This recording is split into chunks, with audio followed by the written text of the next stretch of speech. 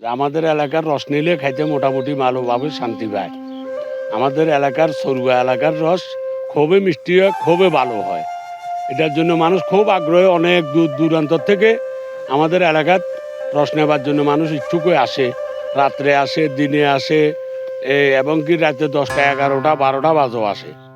মনে করেন যে এই যে বাদুর বসেছে ওইটার জন্য নেট বসানি হইতেছে, এমনকি এই রসগুলো দেখতেছে সবাই আসি, দেখতেছে গাছতলে গাছের রসগুলো ভালো, ওই কারণে এই দিক থেকে আসি সবগুলো রস নিয়ে যায়। বিভিন্ন জায়গা থেকে আসে, ফেনীর থেকে আসে, কুমিল্লার থেকে আসে, মিরেশ্বরের থেকে আসে, নোয়াখালীর থেকে আসে এখান থেকে নিয়ে যায় রস ভালো পাইবে দিয়ে, ওখান থেকে আসি নিয়ে যায় সবাই এখান থেকে। এখন গাছগুলো ফাটাতেছে, ফাটানোর পরে কিছুদিন পরে মনে করেন সঙ্গী লাগাবে, পরবর্তীতে কাঠি রস নামাবে এটা। ধরেন না 2 মাস। আমি গাছটা খুলি ধরেন না আগুন মাস থেকে খুলি, আগুন মাস থেকে 10-15 দিন পরে আবার কাটা আরম্ভ করি। ধরেন না আপনার আগুন মাসের আইলে বন্ধ করে দিই। এইটার ভিতরে মনে করেন লাখখানি টাকা বা লাখের উপরও যায়, এটা বিক্রি করে আমার জীবিকা নির্ভর করি। এমনি মেলা গাছ আছে, গাছ খুলি না, এখন 26টা খুলি। যত আপনার বেল ডুবাই করুন তত রস ভালাই হবে।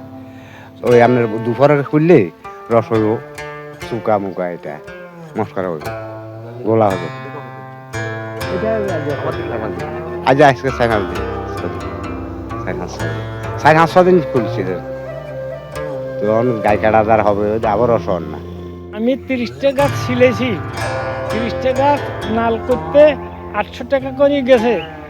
এর পরে আমরা সুঙ্গি টুঙ্গি লাগাবার পরে রস শুরু হলে 80 হয়তো 90,000 টাকা বিক্রি করতে পারো। এখানে আসি রস নিয়ে যায় বা বিভিন্ন ধরনের ঘোরাফেরা করতে আসে, দেখাশোনা করতে আসে, এটাই আর কি। না ভাই, এখনো পুরোপুরি রস বাইরে নেই।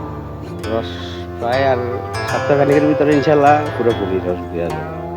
দিন সময় না, এটা একটা গাছে প্রায় 1 ঘন্টা সময় লাগে। আবার এই গাছটার যে রসগুলো আনা লাগে প্রায় আমার 1 সপ্তাহের উপরে এই গাছটার উপরে থাকা লাগে। সকালে একবার আসা লাগে, বিকালে আরেকবার আসা লাগে। এই হলো আমাদের এখানে যে 100 গাছ আছে, এই গাছে প্রায় আমার আগে চাইতে 1 লক্ষ টাকা ইনকাম হওয়ার মানে একটা আশা রাখি আর কি। সিজনে মোটামুটি দিন মালা যায়, এগুলা দিয়ে বেশি আনে চলি।